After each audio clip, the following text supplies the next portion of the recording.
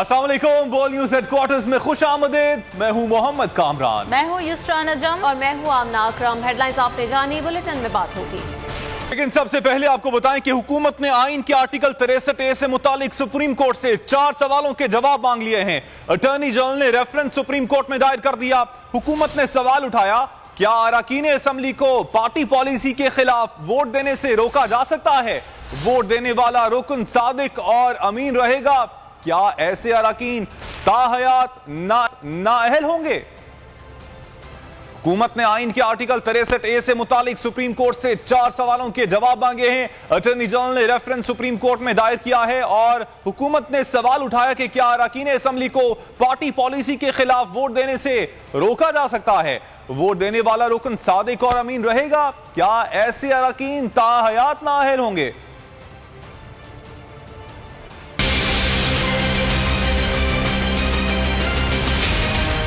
आइन के article 63A की तशरीह हुकूमत ने सुप्रीम कोर्ट से 4 जवाब मांग लिए। पहला सवाल, आर्टिकल 63A की कौन सी तशरीह काबिल कबूल है? क्या पार्टी पॉलिसी के खिलाफ वोट देने से नहीं रोका जा सकता? दूसरा सवाल, क्या मुनहरिफ अरकान का वोट शुमार होगा या नहीं? तीसरा सवाल, क्या पार्टी पॉलिसी के खिलाफ वोट देने वाला सादिक और अमीन नहीं रहेगा? क्या ऐसा मेंबर ताहयात नाअहल होगा? आखिरी सवाल, फ्लोर क्रॉसिंग या हॉर्स ट्रेडिंग रोकने के लिए मजीद इक़दामात क्या हो सकते हैं? सदर आरिफ अलवी ने आइन के आर्टिकल 186 के तहत रेफरेंस दायर करने की मंजूरी दे दी। रेफरेंस की मंजूरी वफाकी काबीना ने सर्कुलेशन समरी के जरिए दी थी।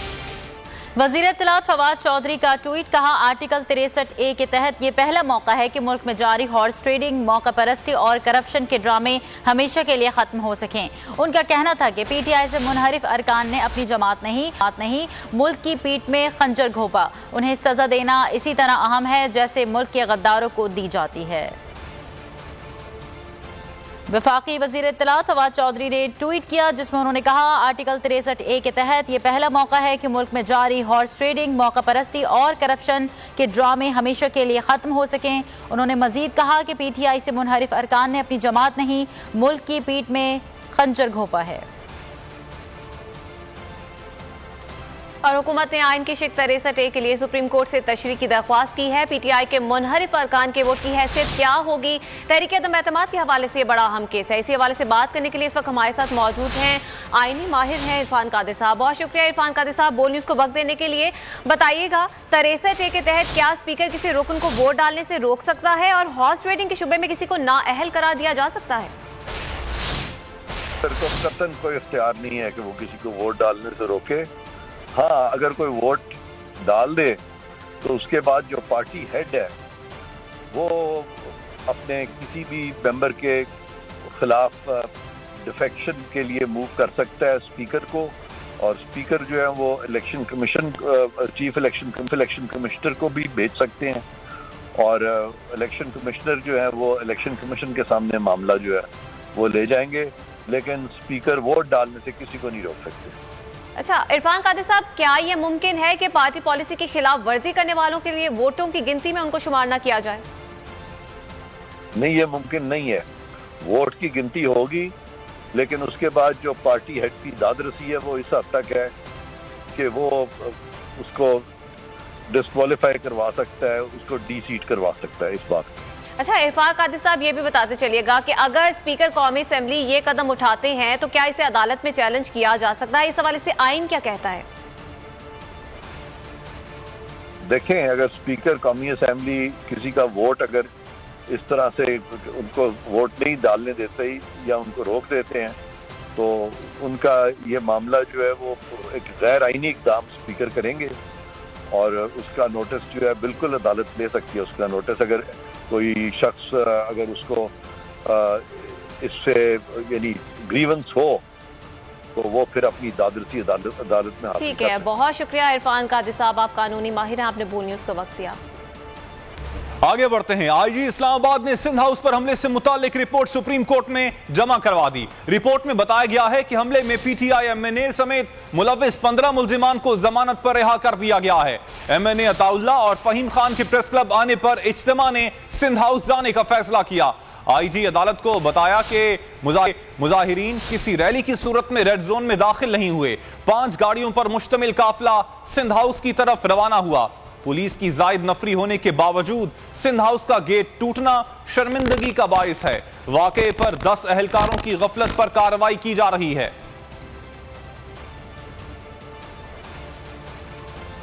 सदर सुप्रीम कोर्ट बार एहसन भवन ने कहा है कि एक जमहूरी स्पीकर को आइन की पासदारी करनी चाहिए। ये पहला मौका है कि स्पीकर ने आइन की पासदारी नहीं की।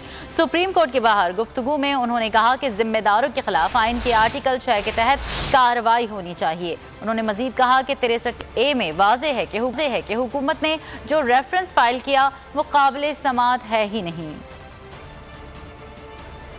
लेकिन हमने पहली दफ़ा पार्लियामान में स्पीकर ने जो ये हो रहा है उसके मुताबिक आर्टिकल 95 की सबवर्शन और एब्रोगेशन होगी। और कल को जो गवर्नमेंट आएगी, मैं समझता हूँ कि अगर ये एब्रोगेशन और सबवर्शन है तो उन्हें सिर्फ जर्नैलों और जजों के ख़िलाफ़ नहीं, पार्लियामान के उन लोगों के ख़िलाफ़ भी उन्हें हाई ट्रीजन का केस करना चाहिएगा।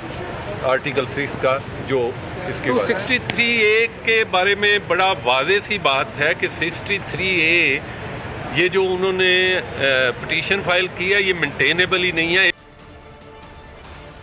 यहाँ पर हम खबर देंगे आपको। तर्जुमान नून लीग की वजीर आजम और स्पीकर को खिलाफ आइन इकदाम पर वार्निंग। इमरान साहब और स्पीकर आर्टिकल 6 के जुर्म के मुर्तकिब हुए हैं। रिक्वेजिशन जमा होने के बाद 14 रोज गुजर चुके हैं। मरियम औरंगजेब की जानिब से बयान सामने आया है।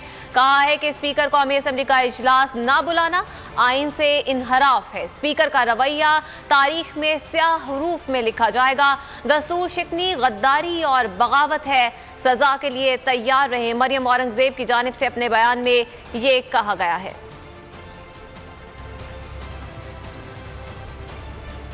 और मुनहरिफ अरकान के खिलाफ एक्शन। सदारती रेफरेंस सुप्रीम कोर्ट में दायर कर दिया गया है। विफाकी काबीना के बाद सदर आरिफ अलवी ने रेफरेंस की मंजूरी दे दी है। मजीद तफसीलात इसी हवाले से मालूम कर लेते हैं बोल न्यूज के नुमाइंदे अफजल जावेद से। जी अफजल, बताइएगा।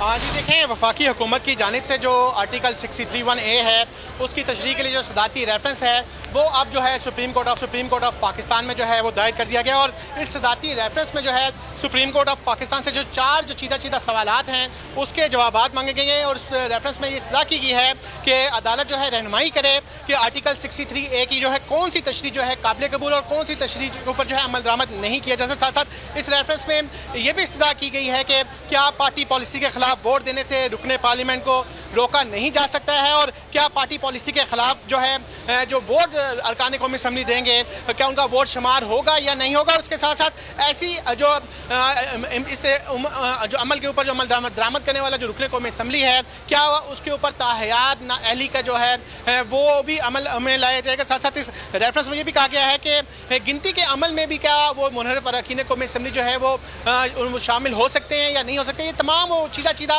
जो है सवालात हैं जो इस सदारती रेफरेंस में वफाकी हुकूमत ने सुप्रीम कोर्ट ऑफ पाकिस्तान से रहनुमाई करने के लिए जो है वो मांगे हैं। और अटॉर्नी जनरल ऑफ पाकिस्तान ने भी जो है तस्दीक कर दी है कि जो ये रेफरेंस है वो सुप्रीम कोर्ट ऑफ पाकिस्तान में दायर हो गया। और 1 बजे जो है समाअत का वक्त रखा गया है जिसमें इस बात का इम्कान है कि चीफ जस्टिस ऑफ पाकिस्तान की सरबराही में जो बेंच है वो इस सदारती रेफरेंस के ऊपर भी जो है जो केस की समाअत है उसको आगे बढ़ाई। जी अच्छा अफसर, आपसे ये भी जानना चाहेंगे, पाकिस्तान पीपल्स पार्टी के रहनुमा भी सुप्रीम कोर्ट पहुंचा गया है, इसकी क्या वजूहात हैं?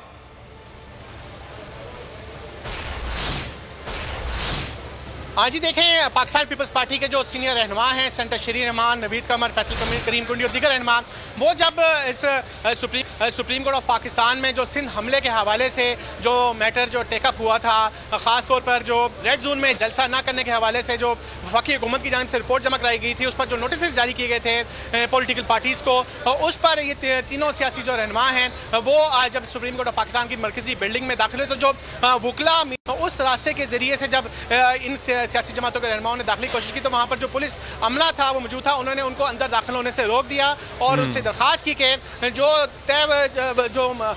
SOPs हैं उस SOPs के साथ ही जो है। अफजल जावेद, आपने इस हवाले से तफसीलन अपडेट किया, आपका शुक्रिया।